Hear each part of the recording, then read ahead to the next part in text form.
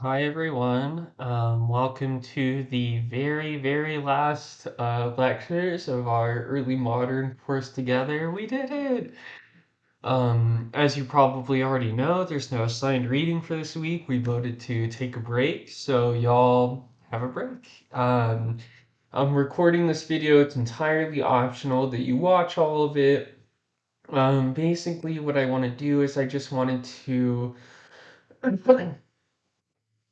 give a more robust defense of the claim that I've made sort of throughout the semester that the problems of early modern philosophy are contemporary problems. I really want to try to emphasize the extent to which the problems that we've been examining and interrogating and looking at various perspectives on with the early modern tradition, that those are still problems that resonate with the contemporary philosophical landscape, even if they do so in a different way.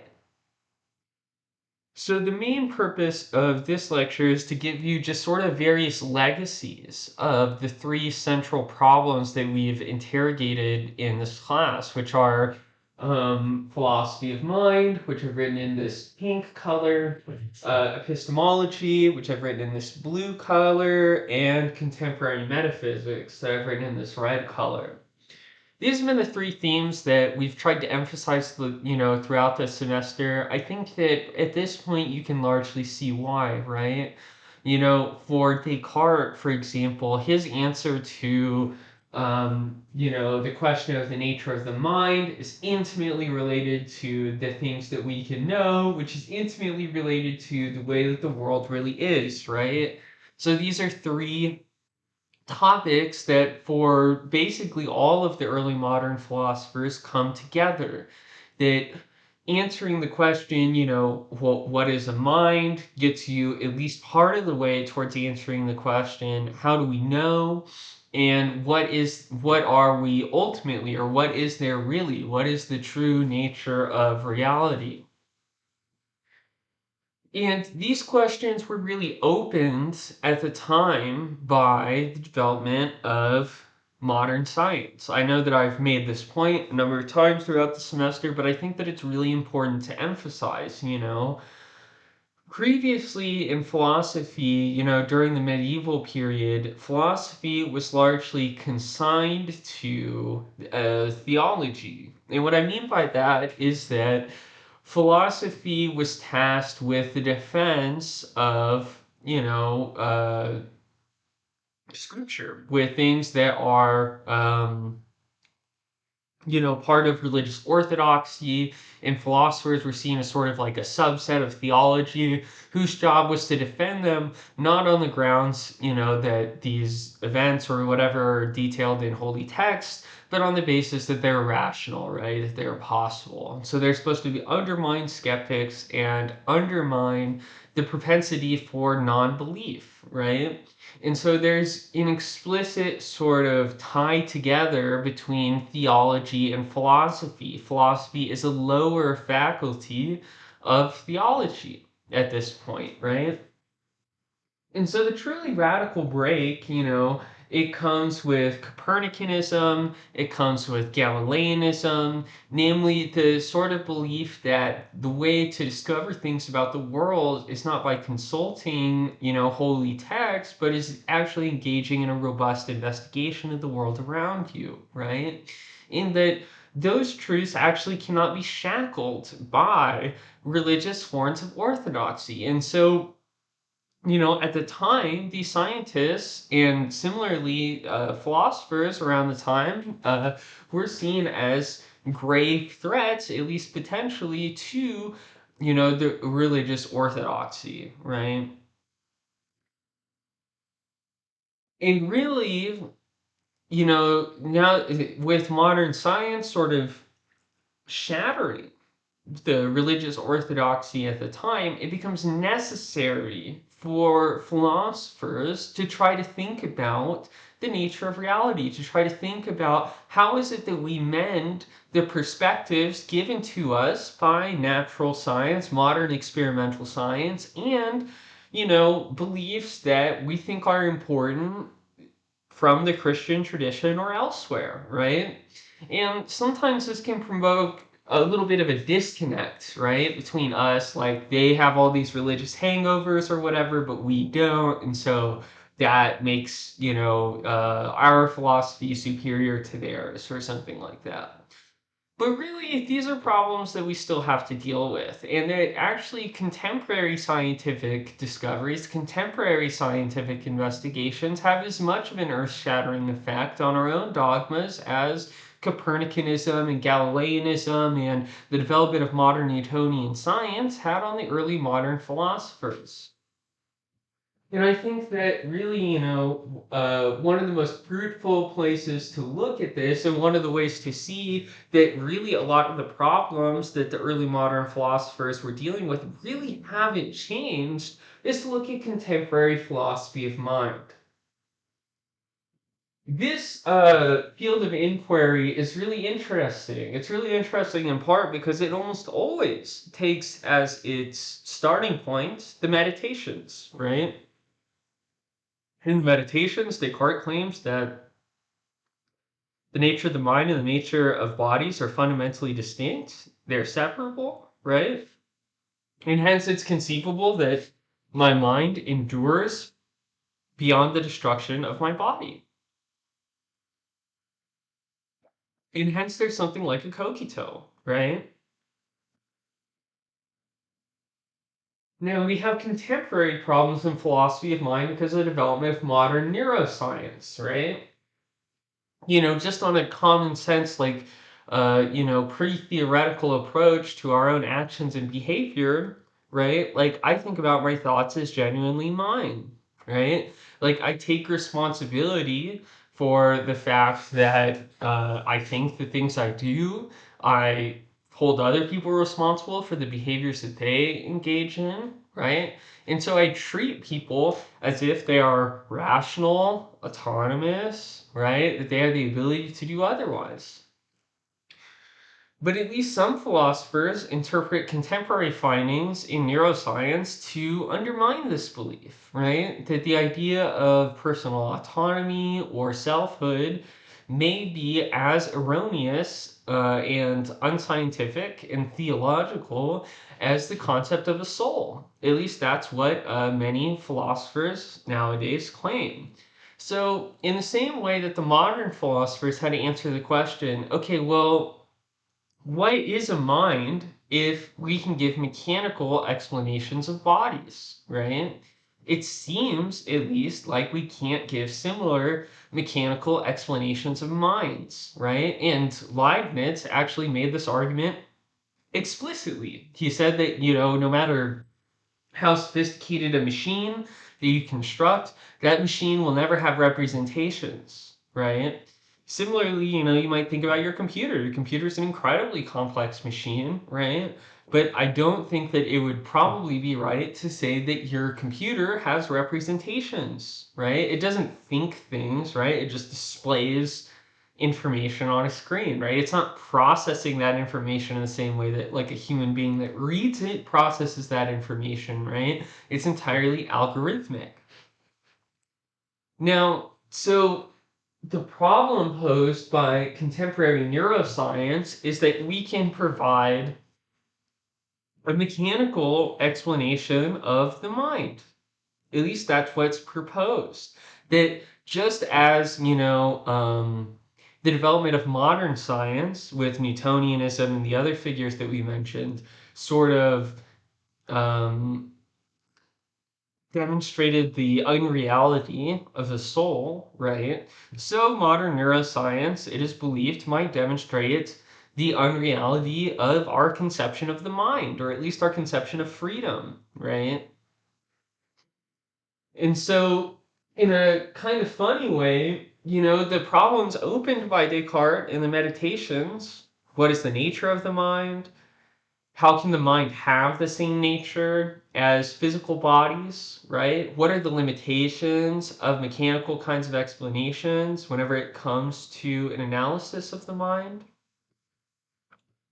All of these questions are still with us. And in many respects, actually, the sort of landscape opened up by the early modern philosophers is the one that we are stuck with today. And so just to give an example, I've listed, I just wrote here neuroscience, right? And then I listed four sort of contemporary views about the nature of the mind. So I wrote these two together here, eliminativism and reductivism. And so these are similar positions. Eliminativism suggests that when we say the mind, that we're saying nothing at all, that it's just sort of like folksy language that doesn't have an exact correlate in reality. And so these philosophers want to eliminate mind talk, right? Basically their thesis is, hey, if you were being absolutely rigorous whenever you were talking about, your mind and your thoughts and so on, you wouldn't really talk about minds and thoughts. You would talk about neural correlates, right? You would talk about neural activity. And on this program, we can eliminate all of the talk of mindedness and instead replace it with talk about neural connectedness and neural relations, right? And so this is the basic idea behind eliminativism, that we can just get rid of all of this mental talk, that it doesn't help us, it's non-scientific fundamentally, right? That's the general view. Now, on the other hand, there is a very similar position that's slightly different called reductivism. And what this holds is that all of our mind talk is reducible to neuron talk or brain talk, right? And so the basic idea here is that maybe we can't eliminate talk about the mind and thoughts and so on, but we should really just understand this ultimately to be referring to incredibly complex neural relationships, right? Relationships that happen in your brain, right? So even if we can't completely eliminate mental talk, we can at least, in scientific context, reduce that mental talk into talk about, components of the brain and how the brain relates to itself, right? Now, on the other hand, there are philosophers that defend basically some aspect of points of view given to us by Descartes and Spinoza. On the one hand, there are literal Cartesians, right? Cartesians that hold that there are two fundamentally different kinds of substances, minds and bodies, and that they causally interact with one another. So in this case, you would say not that the mind is reducible to the brain, or that the mind is nothing and the brain is everything, but that the brain causes the mind, right? That they're fundamentally different kinds of things, right? But that we can, we have enough neuroscientific evidence to say that the mind is caused by the brain.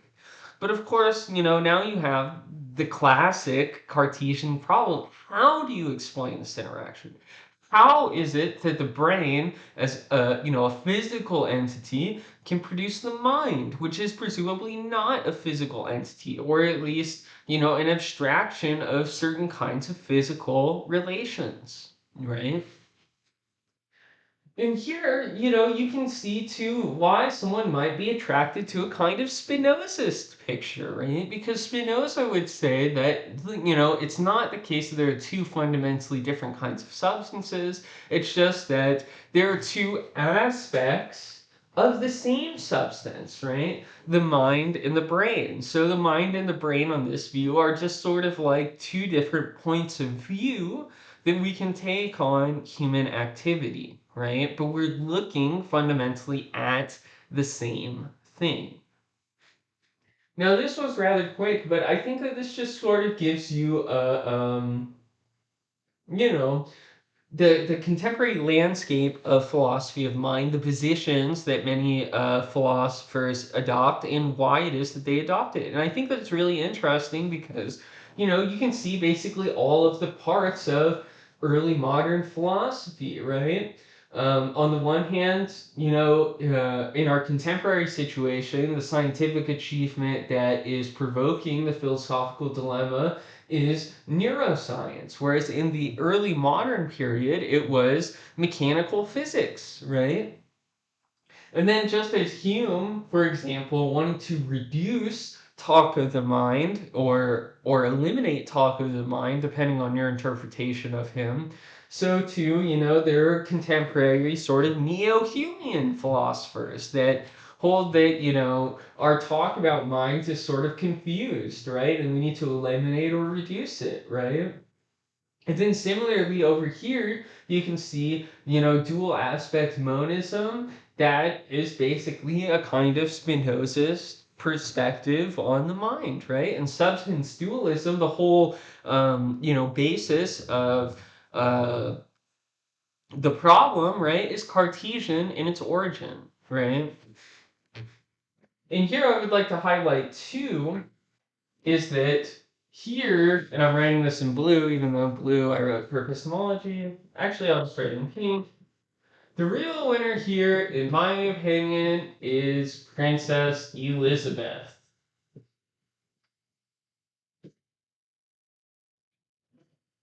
Why is she the real winner? Well, because, she laid out, if Descartes laid out the fundamental problem, right, that mind and matter seem like fundamentally different kinds of stuff, right?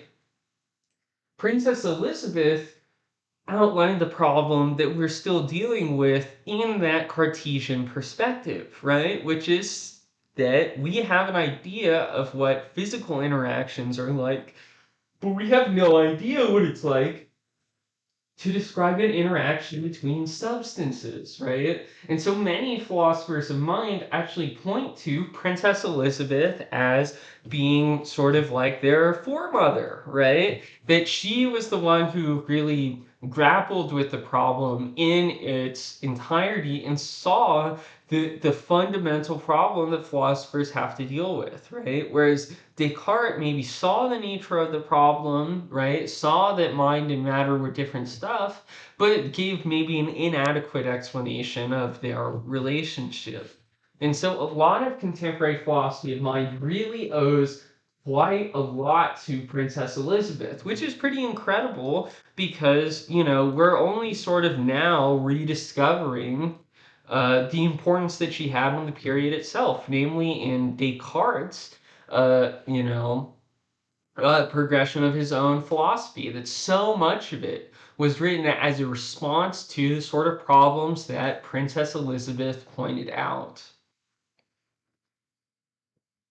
So here you can see how the problems that we've been dealing with, thinking about, addressing in the early modern period basically just reappear in in virtually every way, right? In the contemporary landscape. Now, for the next two topics, we're going to get a little bit broader, right? If I wanted to show that the contemporary problems in philosophy of mind are basically the same, right? What I want to show with contemporary epistemology and contemporary metaphysics is where we go next, right? Because unlike philosophy of mind, I think that these two domains actually did become fundamentally different than how we largely see it in the early modern tradition, right? Okay, and so also I kind of have tried to point out different intellectual trajectories that come out from the early modern period, but they're not entirely distinct from one another, right? In many cases, they sort of bleed over into each other, that there are philosophers that are influenced by various historical strands or figures, right? And so you shouldn't take their separation on the board all too seriously.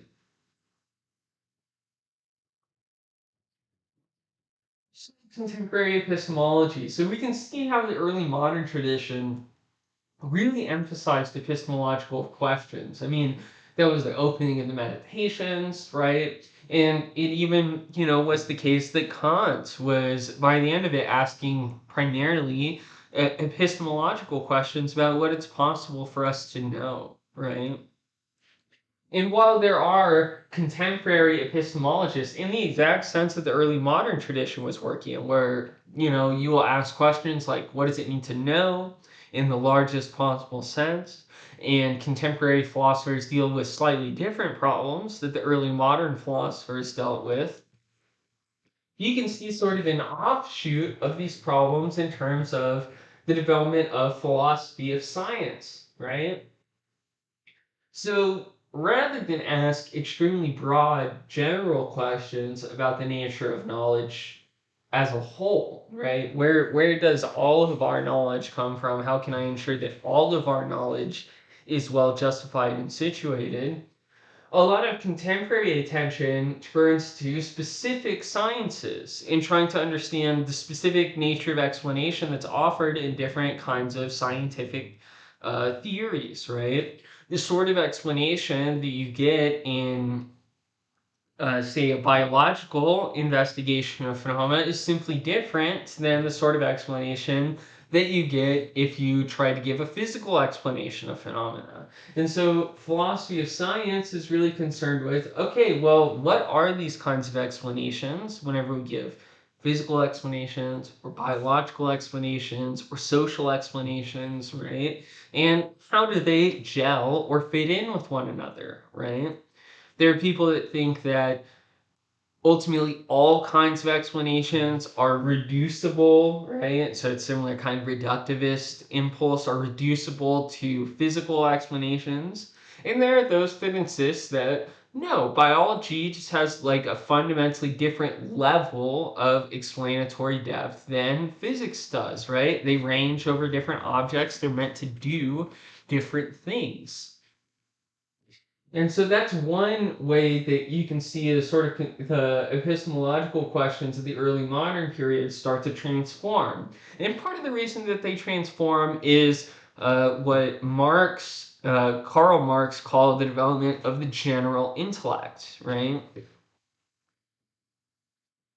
In the 18th and 19th centuries, it was like it was a remarkable achievement, but it was still basically possible to be knowledgeable in all of the sciences, right? There are a number of philosophers who were quite knowledgeable in a number of different domains. I mean, just to give an example, a philosopher right after, you could point to Kant himself. Kant investigated uh, the nature of science, the nature of knowledge. He opened a new field of inquiry called transcendental philosophy. He was one of the first people to offer lectures on anthropology. He was also one of the first people to take geography really seriously.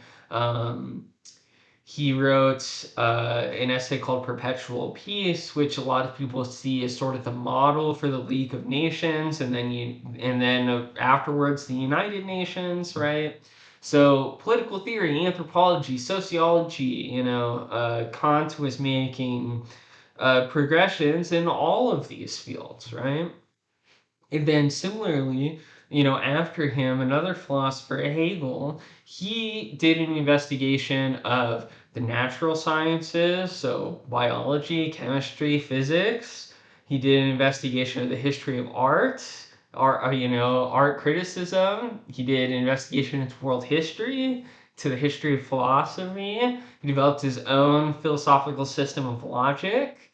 Um, he kind of offered an early version of existentialism in some respects, right?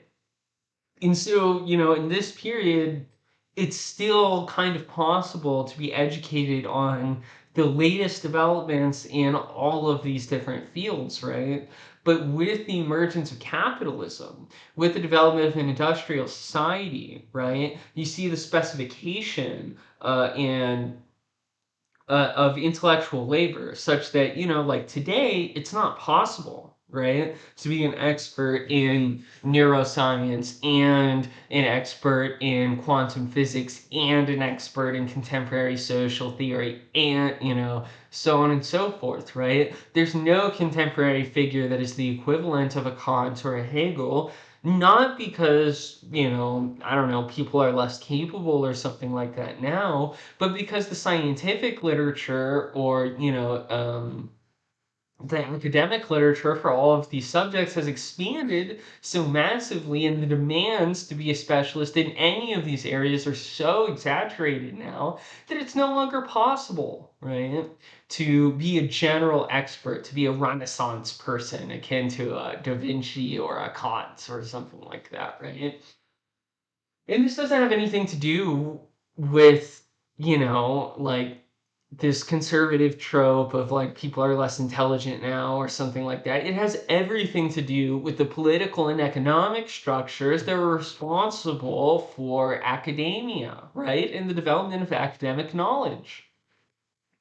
And so here you can see why epistemology as a field of inquiry into the nature of knowledge then would splinter into a philosophical investigation of the nature of knowledge in a specific science, right? In a specific kind of explanation.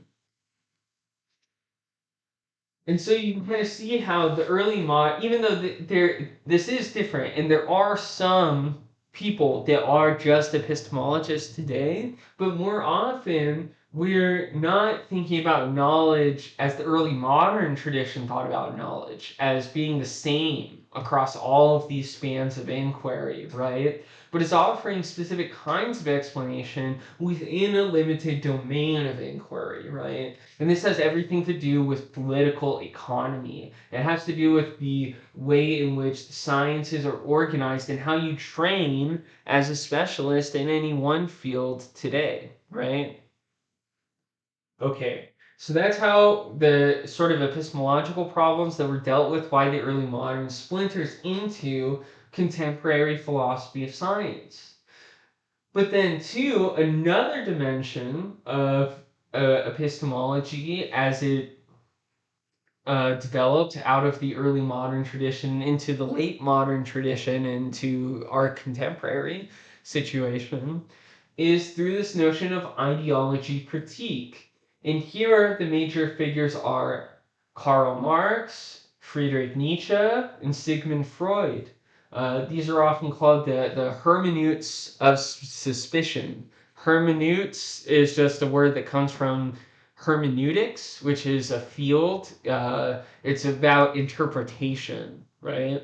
And so, what unites Marx, Nietzsche, and Freud is that they give a sort of cynical approach towards knowledge, right? They want to examine the ways in which our contemporary claims to knowledge actually serve the vested interests of power, right?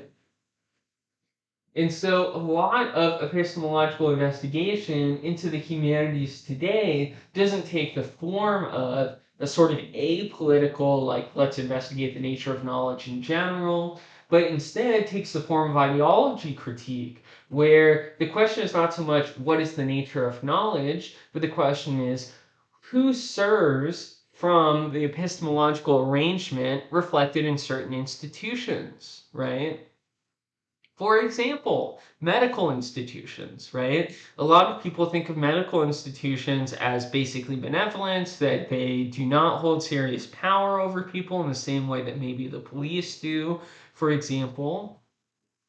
But if you look into like queer or transgender or gender variant history, it becomes very clear how, medical institutions claiming, a superior kind of authority based on knowledge comes to define how people that are gender variant in various ways, whether that's queer or transgender or whatever, how that authority reflects the ability of these gender variant groups to be able to receive the kind of care that they need to live their lives, right?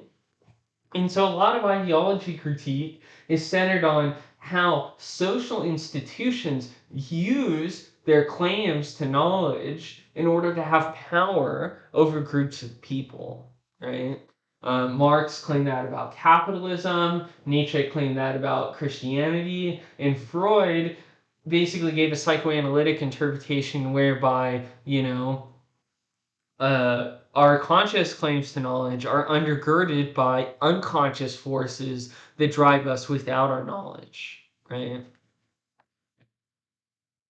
And so you can see in each philosophy of science and ideology critique that there's a certain modification of the epistemological question that the early moderns were asking. And this is in striking contrast to philosophy of mind, which has largely remained the same, right?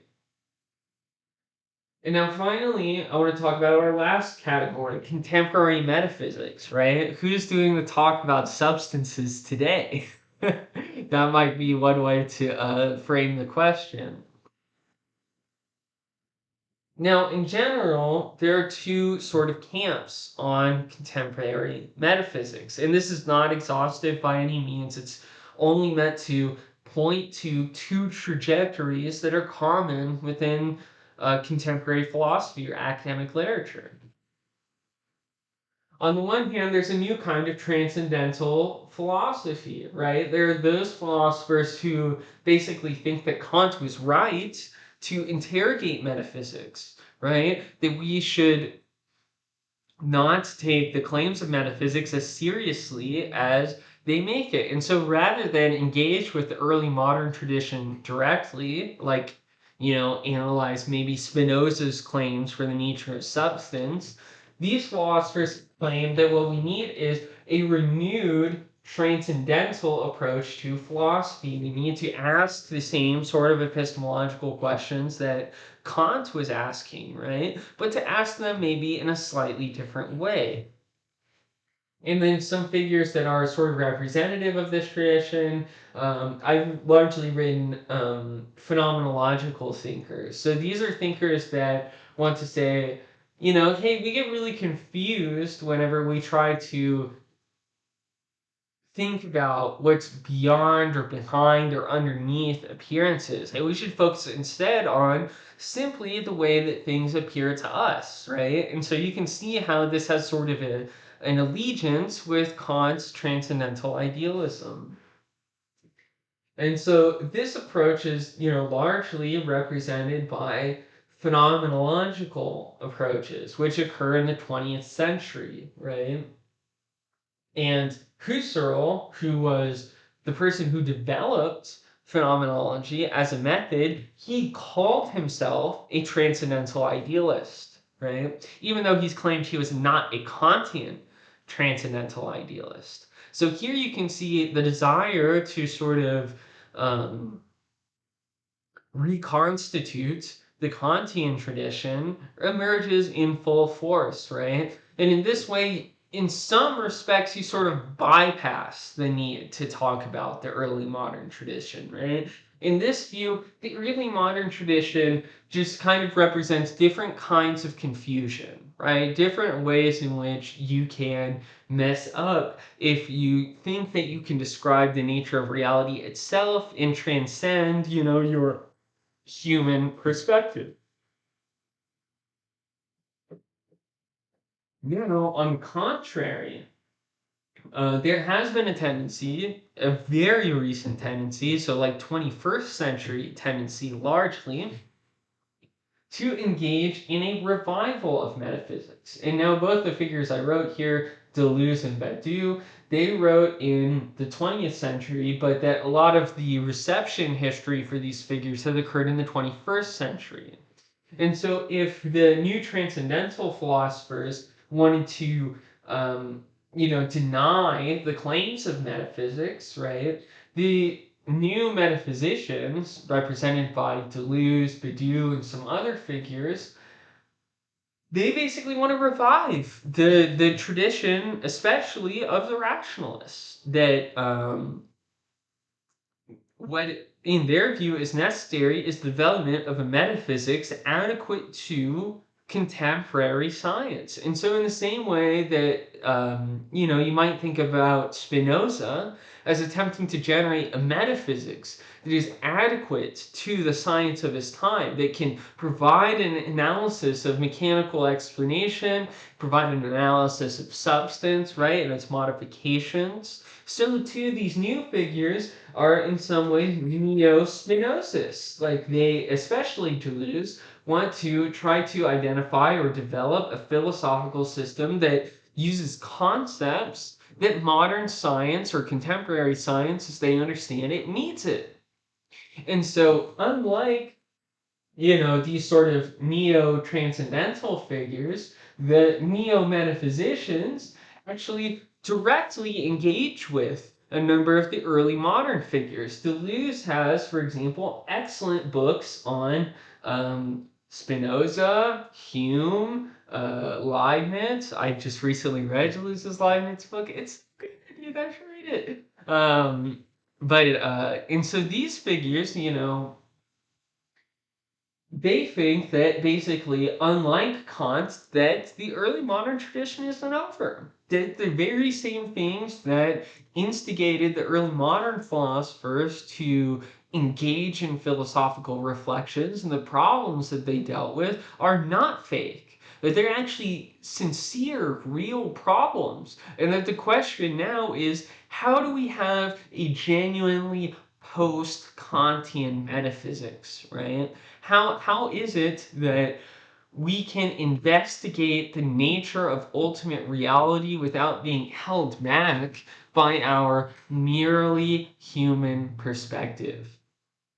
And these philosophers attempt to provide various sorts of answers to this question, often through, the use of mathematics, right? Mathematics seems like it does get at the fundamental nature of reality and not simply a human perspective as Kant held, right? And so that's sort of the impetus behind these figures.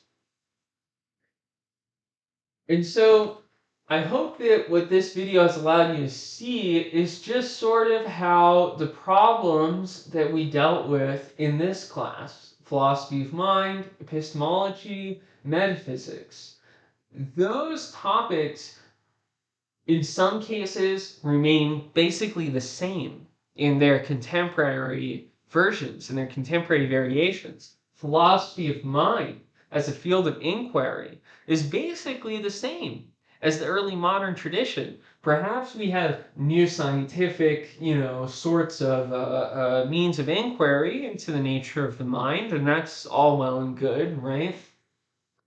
But a lot of the fundamental problems and positions were outlined by the early modern philosophers that we read together. There has been, in my opinion, very little progress since the 17th century on this question, right? Nobody, at least it seems, has an adequate theory of mind today, one better than, the Descartes, the Princess Elizabeth, the Spinoza's or the Humes of yesterday, right?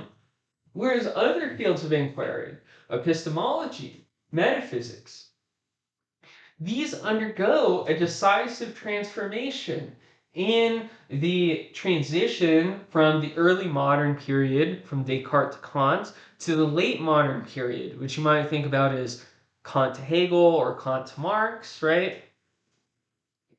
And there are fundamental changes that are brought about by the development of capitalism as an economic system and how capitalism organizes academic research and labor, right? It becomes distributed into the individual sciences, right? And then that distribution itself comes under critique, right? In a sort of incisive political critique.